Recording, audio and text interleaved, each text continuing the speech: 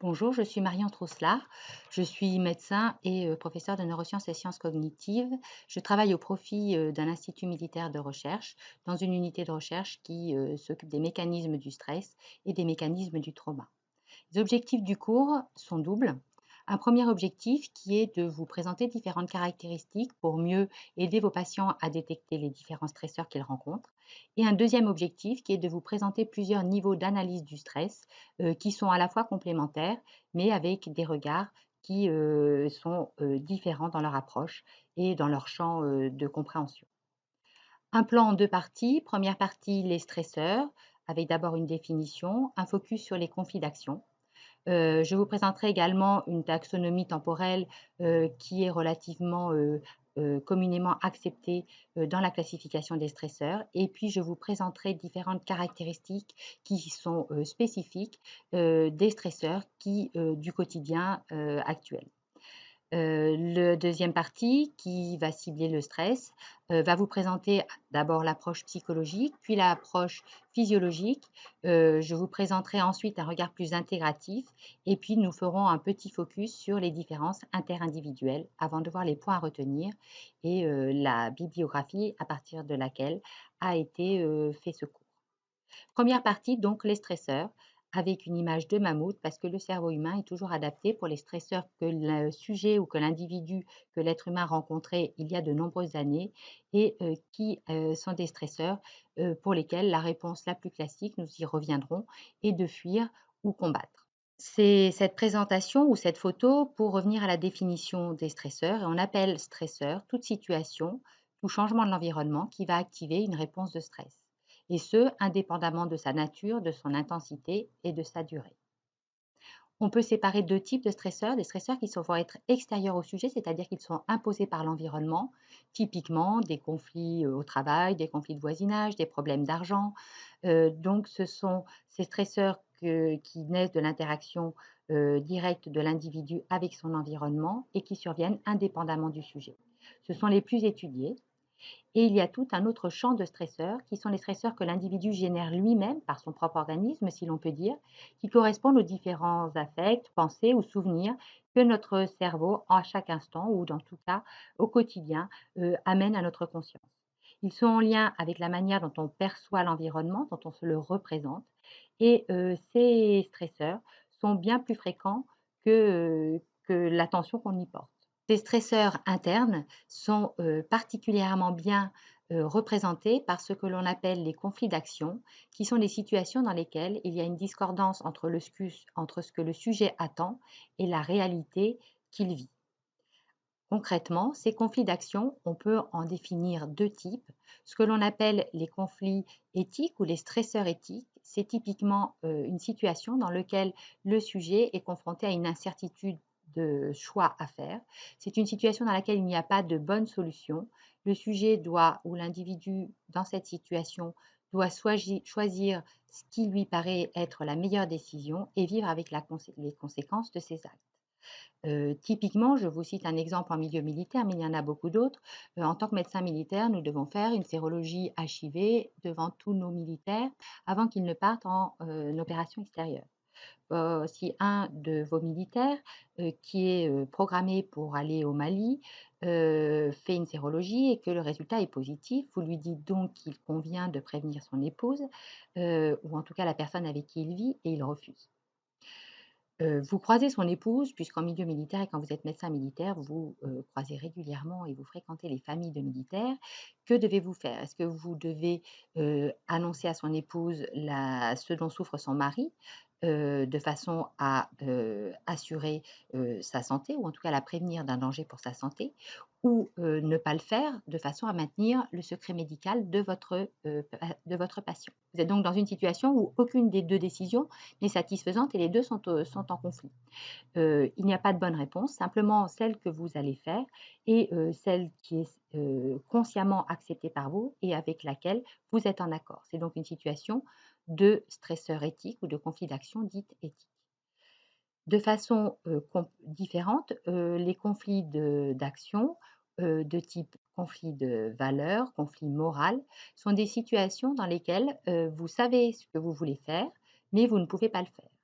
Je prends un exemple, vous êtes un personnel soignant qui travaille en soins palliatifs et le manque de personnel va vous obliger à poser une sonde gastrique pour ne pas perdre de temps à alimenter une patiente, et donc vous allez pouvoir la nourrir en quelques minutes au lieu de passer une demi-heure avec elle, pour l'aider, et partager ce moment, de repas.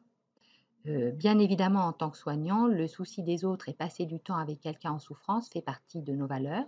Le fait de ne pas pouvoir le faire pour des raisons, on va dire, économiques, de manque de personnel, vous met dans une situation avec laquelle vous n'êtes pas en accord. Donc les valeurs, sont, des points de vue, des forces, qui, caractérisent ce qui est important pour nous et qui doit être respecté dans notre environnement. Si, ces valeurs ne sont pas respectées, nous sommes en conflit et ces conflits constituent une situation qui vont générer une réponse de stress.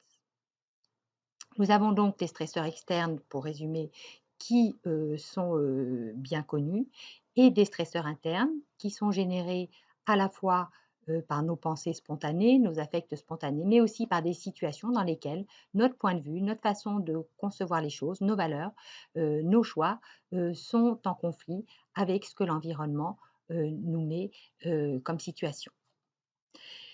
Il y a une autre manière de classer les stresseurs qui est de prendre en compte leur temporalité. On peut ainsi classifier 5 types de stresseurs. Des stresseurs aigus qui vont être limités dans le temps, c'est typiquement les stresseurs que l'on va utiliser dans nos laboratoires. Il y a plusieurs types, des stresseurs sociaux, des stresseurs cognitifs, des stresseurs sensoriels. Ils ont cette caractéristique d'avoir un début et une fin. Il y a des stresseurs naturels qui sont brefs et pour lesquels on a aussi un début et une fin qui sont bien circonscrites. Je cite par exemple passer un examen, passer un entretien d'embauche. Vous avez aussi des situations de vie, c'est le troisième stresseur dans lequel ce sont des séquences d'événements stressants qui vont s'enchaîner et qui vont donc avoir une durée relativement longue. Néanmoins, cette séquence a une fin et ce troisième type de stresseur doit être différencié des stresseurs chroniques qui, eux, de façon stable, s'inscrivent dans une durée longue et pour lesquels vous n'avez pas de contrôle sur la fin ou en tout cas pas de prévision de fin. C'est typiquement les situations de chômage, de maladie chronique.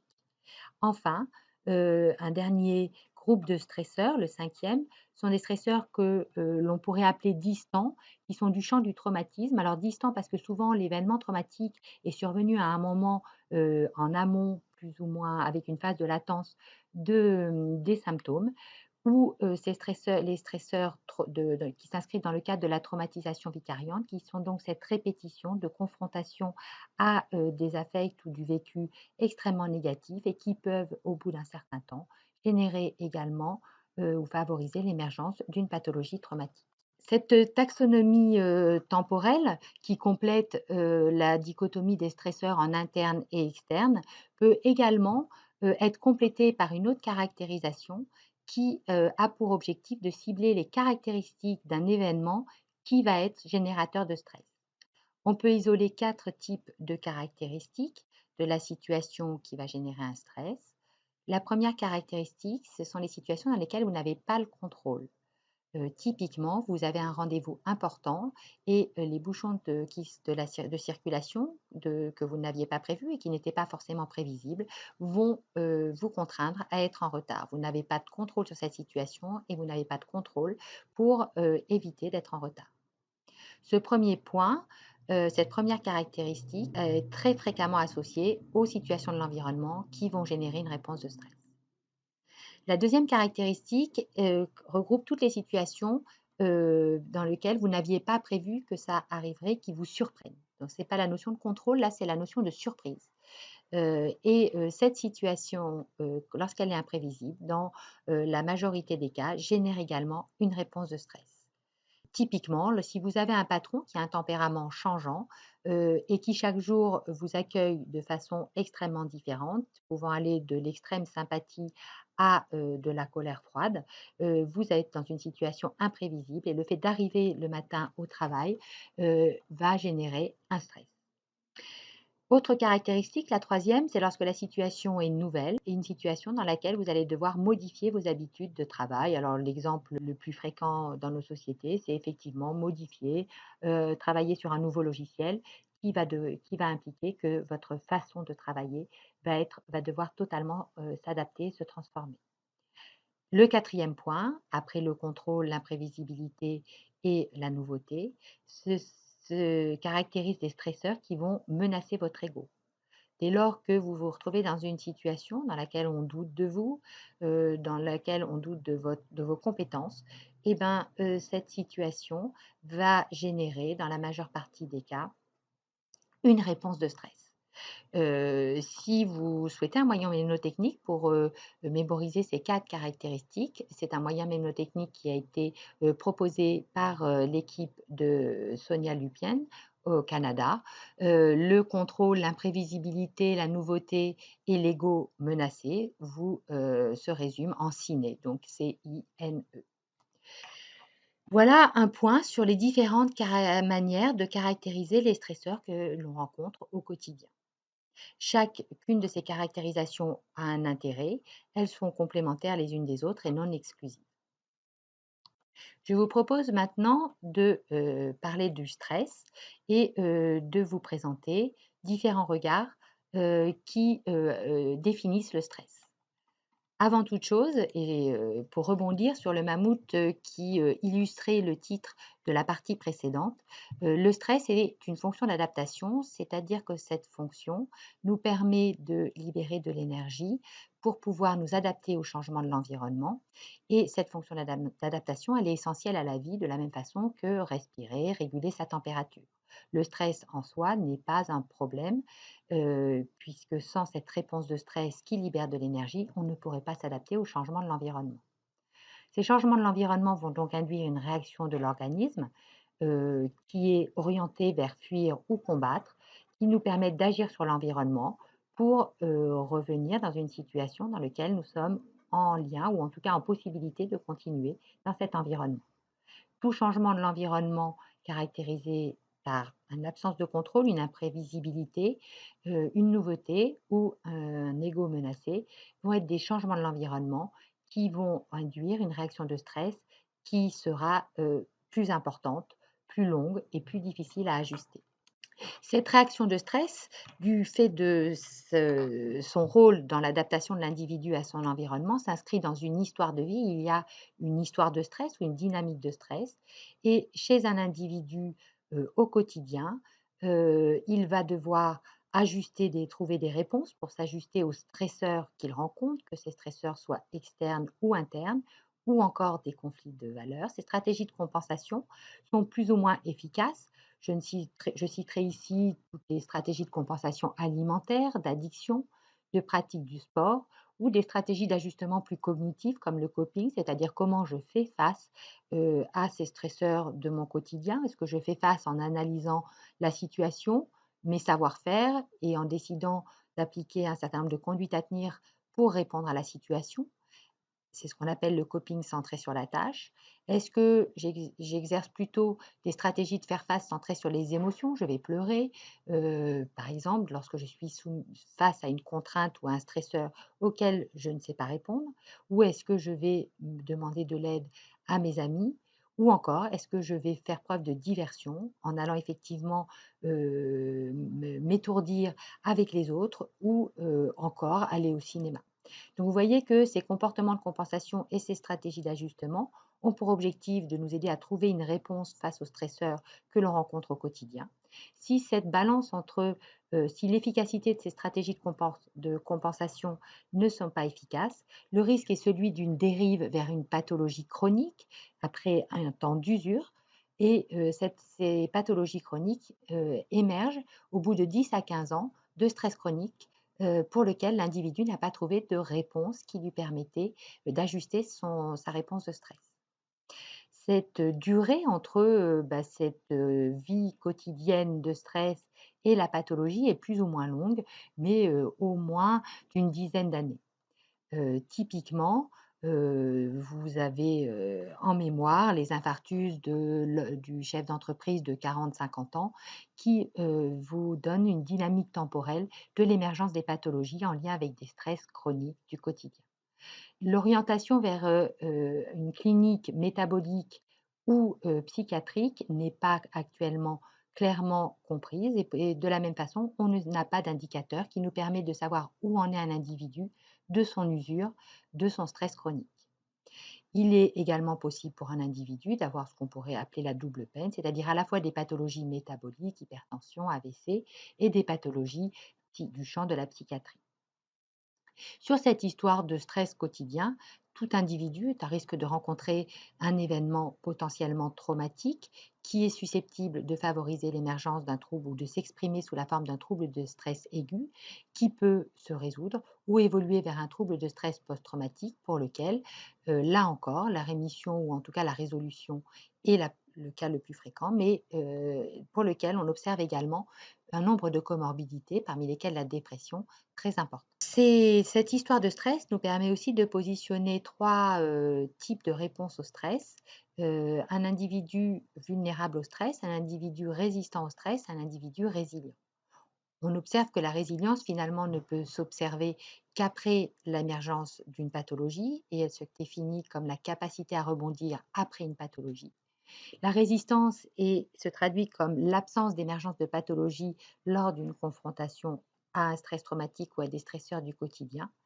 Et l'individu sera dit vulnérable lorsqu'il déclenche des pathologies de stress, mais cette catégorisation de vulnérabilité ne peut se faire également qu'en amont, ne peut pas se faire également en amont de la pathologie, et c'est bien dans l'expression clinique que l'on va pouvoir caractériser la vulnérabilité d'un individu. Nous avons bien sûr connaissance d'un certain nombre de facteurs psychologiques, inflammatoires, génétiques, qui sont associés à un plus grand risque de vulnérabilité. Mais pour autant, il n'existe pas actuellement un profil absolument validé pour lequel on pourrait ranger les individus dans une case vulnérable. Cette dynamique de stress peut être regardée de plusieurs façons. Pour chacune des rencontres avec un stresseur, on peut avoir plusieurs niveaux d'analyse. Le premier niveau que je vous propose est celui d'une approche plus psychothérapeutique, qui est celle qui est utilisée en thérapie comportementale et cognitive, qui définit le stress comme une réponse face à un stresseur qui s'exprime à la fois dans le champ du comportement, qu'est-ce que je fais, dans le champ des émotions, qu'est-ce que je ressens, dans le champ cognitif, quelles sont mes pensées, et dans le champ physiologique, comment mon corps réagit. C'est donc ce que le sujet va vous donner à voir, et certains sujets ne donnent à voir que des pensées, est-ce que je vais être à la hauteur, est-ce que je vais y arriver, alors que d'autres vont donner à voir une réponse de stress qui s'exprime dans les 4 champs. Il n'est pas nécessaire que les 4 champs soient visibles pour définir qu'un individu a une réponse de stress. Cette approche psychothérapeutique est un petit peu différente de l'approche psychologique qui cible plus précisément ce que le sujet ressent. En psychologie, on considère que le stress est un état psychologique qui est issu de la perception d'un déséquilibre entre ce que le sujet perçoit de la contrainte de l'environnement et ce qu'il perçoit de ses ressources. C'est donc une double perception qui est mise en balance et dont le résultat induit un état de stress. Lorsque vous percevez que vous n'avez pas suffisamment de ressources pour répondre à ce que vous percevez de l'environnement, vous avez en général des pensées en lien avec votre stress, des émotions en lien avec votre stress, ainsi que des comportements et des réactions physiologiques qui témoignent d'un état de stress. Pour les physiologistes, la réponse de stress ne se définit pas par une perception, mais par une réponse du corps. Et vous avez, je vais décaler les 2 flèches de façon à ce que ce soit plus clair. Vous avez une description d'une réponse de stress classique qui a été proposée par Selye en 1952 et qui définit le stress comme un syndrome général d'adaptation, quelque chose de non spécifique au stresseur, avec 3 phases. Une première phase qui est une phase d'alarme, dans laquelle va s'activer votre système sympathique et qui, via l'adrénaline, va vous permettre de libérer de l'énergie pour faire face rapidement à la demande. Lorsque cette contrainte ou cette demande perdure, il va falloir que vous vous adaptiez, que vous duriez plus longtemps. Et là, vous avez la mise en action du système endocrinien de la voie du cortisol qui va vous permettre de vous ajuster plus longtemps à la demande de l'environnement. Lorsque la contrainte s'estompe, vous allez récupérer et notamment avec l'action du système parasympathique qui, va vous permettre de, faire un reset à la fois métabolique, mais aussi émotionnel et notamment d'induire une nuit de sommeil réparatrice. C'est ce qu'on appelle le stress. C'est donc une réponse qui est ajustée à la demande, qui a eu un début et une fin, avec juste ce qu'il faut de réaction physiologique pour, permettre à l'individu de s'adapter. Les physiologistes considèrent que, la réponse sympathique, qui est la phase d'alarme, n'est pas en soi une réponse de stress, mais que cette phase d'alarme est plutôt une réponse d'activation. Ils vont parler de stress dès lors que le cortisol est sécrété, et donc que le stresseur a duré suffisamment longtemps, au moins 15-20 minutes, pour induire, la sécrétion de cortisol. Le problème du stress se pose lorsque la contrainte perdure, pour lequel, en fait, cette réponse, ce syndrome général d'adaptation va avoir un fonctionnement qui place l'individu en stress dépassé ou distress, parce que ces réactions d'adaptation physiologique vont s'épuiser au bout d'un moment et vont favoriser l'émergence des pathologies de stress. Ces voies physiologiques, que décrites par Selye, sont observées en périphérie de l'organisme et elles représentent le lien entre le cerveau et le corps qui permettent à l'organisme d'agir de façon coordonnée. Ce niveau d'analyse physiologique, il permet de faire un focus sur deux systèmes qui sont complémentaires, qui caractérisent le système nerveux autonome, le système nerveux autonome sympathique et le système nerveux autonome parasympathique. Ce système nerveux autonome définit une chaîne distribuée, intégrée, qui régule l'ensemble de nos organes. Le système nerveux autonome sympathique va activer l'ensemble des organes.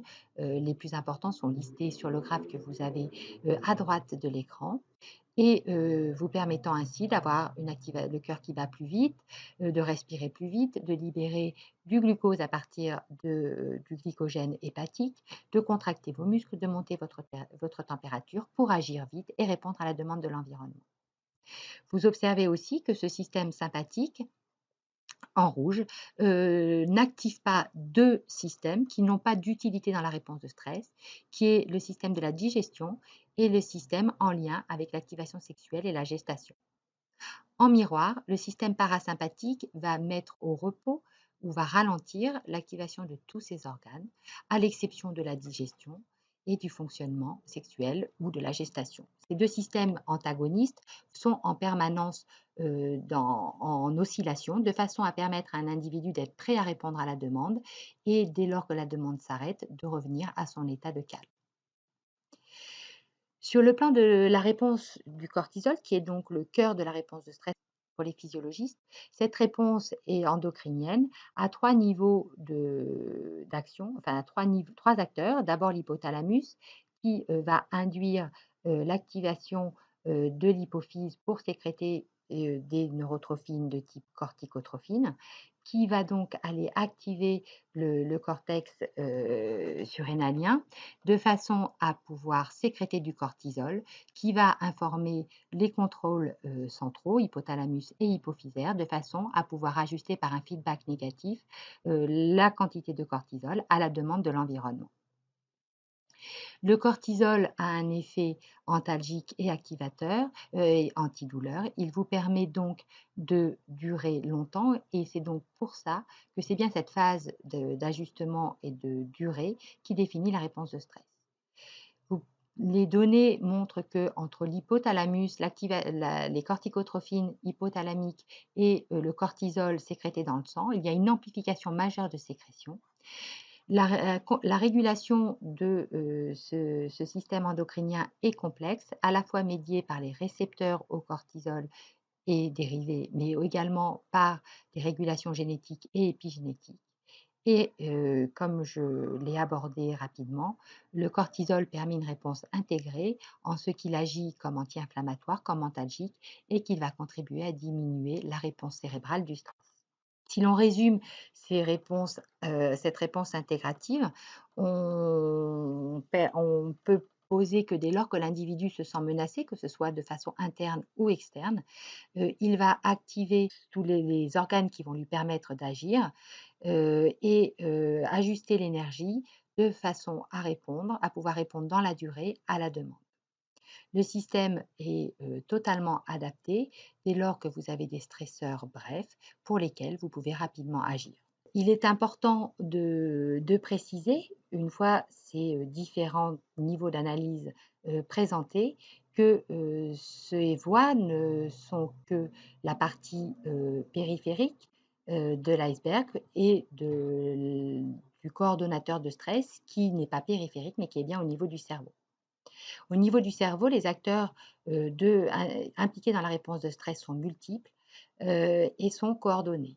Les réseaux de stress cérébraux participent tous à la réponse de stress. On peut simplifier la réponse de stress en posant que votre cerveau est plus ou moins hyper-réactif en fonction de la manière dont la balance synaptique GABA-glutamate fonctionne. Si vous avez beaucoup de GABA ou un GABA très fonctionnel, vous avez un cerveau qui est plutôt paisible. À l'inverse, si vous avez peu de GABA et un cerveau avec un fonctionnement plutôt glutaminergique, vous allez avoir un cerveau hyper-réactif. Sur cette balance paisibilité-hyperréactivité, les neurotransmetteurs, notamment les amines, les catécholamines, vont moduler cette réponse, mais qui est bien la marque de la manière dont votre cerveau va être réactif au monde. Si vous avez donc un cerveau riche en GABA, ou en tout cas avec un GABA très fonctionnel, vous serez moins réactif à un stimulus que si vous avez un cerveau plutôt excitateur. Le niveau d'analyse neurobiologique du cerveau pose donc deux acteurs principaux dans la réponse de stress, la balance entre le glutamate et le GABA et l'efficacité ou la manière dont les modulateurs, les différents neurotransmetteurs, vont agir sur cette balance. On peut aussi présenter le stress en présentant les différents acteurs qui vont agir sur la réponse de stress. C'est donc une approche plus neurofonctionnelle et on peut résumer les acteurs en trois principaux. Le premier est l'amygdale. L'amygdale correspond à deux complexes de type deux groupes de noyaux situés à droite et à gauche dans le système limbique de l'individu. La fonction de l'amygdale est de détecter dans l'environnement ce qui est émotionnellement compétent, ce qui est inducteur de stress. Quand l'amygdale a détecté que quelque chose dans l'environnement était de valence dangereuse, de valence négative, de valence émotionnellement importante pour l'individu, elle donne l'information à l'hypothalamus, qui est donc le système qui va exécuter ou qui est le système exécutif du stress et dont la conséquence va être notamment la sécrétion de cortisol. Et puis, vous avez un troisième système important qui est le système regroupant le cortex frontal et l'hippocampe qui va contribuer à réguler le stress et à informer l'amygdale que cet élément de l'environnement, ce changement de l'environnement, n'est plus stressant ou qu'on a trouvé une solution pour y faire face. Si l'on résume ces approches neurobiologiques, physiologiques et neurofonctionnelles, on peut donc à la fois poser un certain nombre d'acteurs dans le cerveau, d'acteurs périphériques, c'est donc l'encadré que vous avez là, qui vous résume la réponse que Tselier avait décrite en 52, et à ces acteurs cérébraux et périphériques, il faut rajouter un système de neuroinflammation, ou en tout cas la qualité de la réponse neuroinflammatoire et oxydative du cerveau qui traduit que les cellules ont été soumises à une contrainte importante, et également un système de récupération de neurotrophicité qui permet aux neurones, une fois la contrainte terminée, de revenir à un état fonctionnel adapté. Ces différents niveaux d'analyse neurofonctionnelle, neurobiologique et biologique ont conduit à proposer une approche intégrative périphérique, si on peut dire, du stress, qui est celui de la charge allostatique. La charge allostatique traduit le coût biologique pour un organisme de revenir à son état d'homéostasie lorsqu'il a dû s'adapter à un stresseur de l'environnement. Lorsque vous vous adaptez, les processus physiologiques périphériques, les processus cérébraux, induisent un fonctionnement des cellules en dehors de la zone d'homéostasie, et ce fonctionnement en dehors de la zone d'homéostasie a un coût qui est cette charge allostatique. L'intérêt de positionner ce coût biologique, c'est de se dire, ben, avec les acteurs du stress, il doit être possible de mettre en évidence un index composite qui nous permette de suivre les individus et de détecter dès lors qu'ils s'inscrivent dans une dérégulation de stress, dans un stress chronique pour laquelle la charge augmente sans revenir à l'état d'homéostasie. Il y a plusieurs candidats pour mesurer cette charge allostasique. Des candidats qui vont rentrer dans la case coût, donc hyperréactivité, hyperréponse. Donc on peut citer le GABA, la neuroinflammation, trop d'activation sympathique. Et puis, des systèmes qui vont être plutôt régulateurs, apaisants, neuroprotecteurs, donc typiquement le système parasympathique ou les neurotrophines qui contribuent à permettre aux neurones de maintenir un bon état de santé, ou encore les facteurs psychologiques. Cette charge biologique est donc importante à connaître et dès lors qu'un index qui nous permettra de suivre le coût biologique de stress au quotidien, il sera envisageable dans le cadre de la médecine du travail notamment d'évaluer l'histoire de stress chronique d'un individu. Il y a déjà un certain nombre d'études qui ont été faites pour essayer de valider un index de coût biologique et la première étude avait intégré dans cet index à la fois des marqueurs métaboliques. Si vous aviez une hypertension, vous aviez 1 point, si vous n'en aviez pas, vous avez 0, la quantité de cortisol, la quantité de cholestérol, de façon à ce que chaque individu, sur ces différents marqueurs métaboliques, soit classifié avec un marqueur présent ou avec un marqueur absent. L'équipe de McEwen qui avait fait cette étude chez les sujets âgés a montré qu'en fait, simplement en classant comme ça les gens sur un certain nombre de marqueurs métaboliques, il était capable de prédire la mortalité à 5 ans de ces sujets. Donc, ce champ de réflexion et de recherche sur la mesure biologique du processus de rétablissement de l'homéostasie en présence d'une contrainte est un champ de recherche important qui améliorera la prévention du stress. Venons-en pour finir sur le niveau interindividuel. Il est certain que chacun est différent dans sa réponse de stress. Il y a à la fois pour un même stresseur des profils de réponse différents, c'est-à-dire que vous pouvez monter rapidement votre cortisol, le monter très haut, le monter plus longtemps que votre voisin. Vous pouvez aussi, lorsque les stresseurs se répètent, avoir 2 types de réponses. Une réponse dans laquelle vous allez vous habituer, c'est-à-dire que le stresseur ne déclenchera plus de réponse de stress, et une situation dans laquelle vous allez vous sensibiliser, c'est-à-dire pour un même événement, dès lors qu'il se répète, vous allez augmenter la manière dont votre corps va répondre. Ce niveau interindividuel, il est étudié notamment en psychologie de la santé, où on s'intéresse à comprendre la transaction de l'individu et son environnement, et pour lequel on isole des marqueurs qui sont en lien avec les antécédents, en lien avec la manière dont l'individu fait avec le stresseur rencontré, de façon à prédire un certain nombre d'issues qui sont en lien avec l'état de santé ou le bien-être. Et donc, un certain nombre d'études sont faites pour pondérer ou en tout cas donner un poids à chacune de ces variables.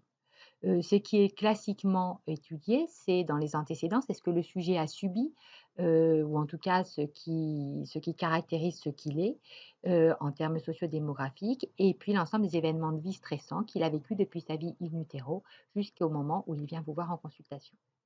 Dans les antécédents, on prend également en compte ce que le sujet est en termes de personnalité et de marqueurs génétiques, épigénétiques, endophénotypiques. Et ces antécédents vont être associés, ou en tout cas sont régulièrement associés à des types de transactions qui caractérisent ce que va faire le sujet en situation de stress. Et là, on revient sur les différentes stratégies de compensation que l'on a évoquées au tout début de ce cours. Et on est donc capable, par exemple pour le burn-out, de pondérer l'impact du stress perçu dans le risque d'émergence de burn-out en fonction d'une personnalité qui est caractérisée selon tel ou tel modèle. C'est important d'avoir des modèles parce qu'en fait, la manière dont l'individu va agir ou s'adapter aux stresseurs de l'environnement se construit dès la vie in utero. Alors sans rentrer dans toute l'histoire développementale des individus, juste quelques points pour vous montrer que des choses qui peuvent paraître normales sont vraiment impactantes. Il s'agit là, et c'est une étude faite chez l'homme, qui regarde au moment de la naissance la manière dont les individus vont répondre à un vaccin. Et donc, ce qui est en ordonnée correspond à la sécrétion de cortisol induite par une injection vaccinale.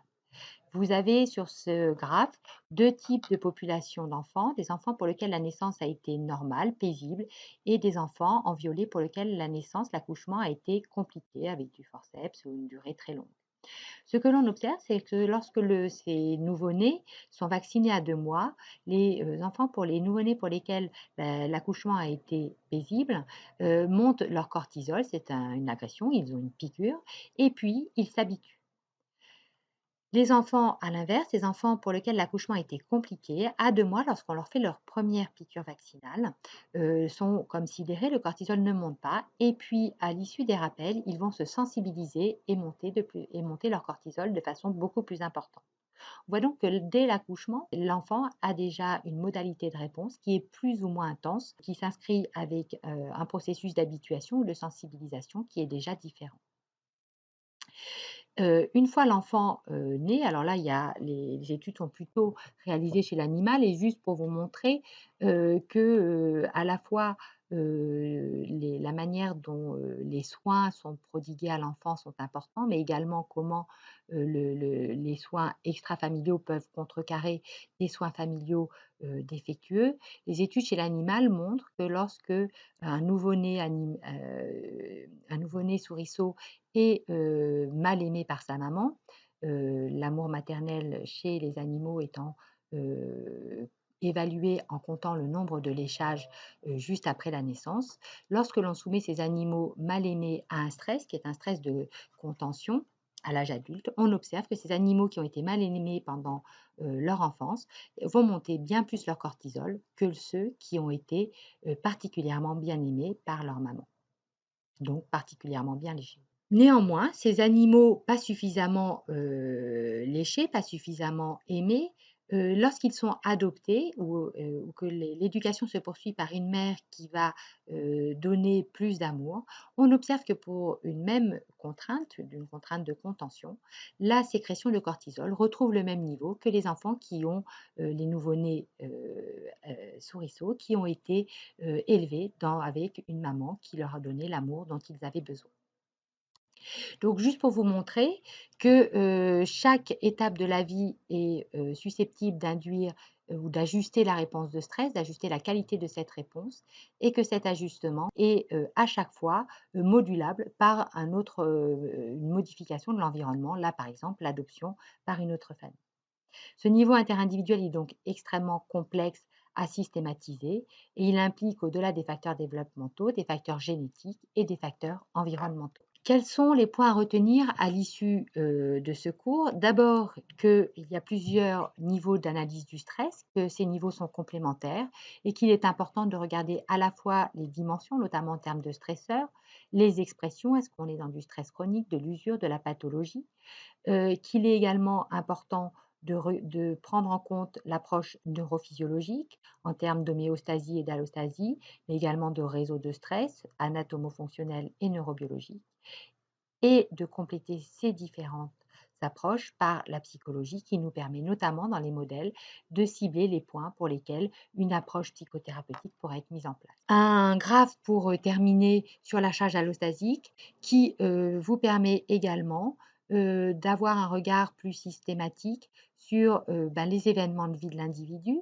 la manière dont ces événements de vie vont conditionner la perception du stress, la manière dont cette perception va influencer le niveau et l'ajustement de la réponse physiologique et comment les comportements vont ajuster le lien entre le stress perçu et la réponse physiologique. C'est donc bien tout cet ensemble d'acteurs plus ou moins bien coordonnés qui va induire un coût de fonctionnement et c'est ce coût qui va nous renseigner sur où en est l'individu de son usure au quotidien. Pour finir, quelques points de biographie avec un papier très intéressant sur les expositions psychosociales et la santé qui cible notamment les stresseurs. Papier de McEwen qui fait un focus sur la charge allostasique. Vous avez également un point assez récent et en français montre, qui vous décrit les pistes pour avoir des indicateurs de stress chronique. L'article de Turin qui pose les différents regards intégrés psychologiques, physiologiques, neurobiologiques et enfin bien sûr le papier de référence de Cellier qui, dès 52 et dans ce papier en 56 vous décrit, le syndrome général d'adaptation. Je vous remercie, mon mail est en début de cours et je suis joignable si vous avez des questions.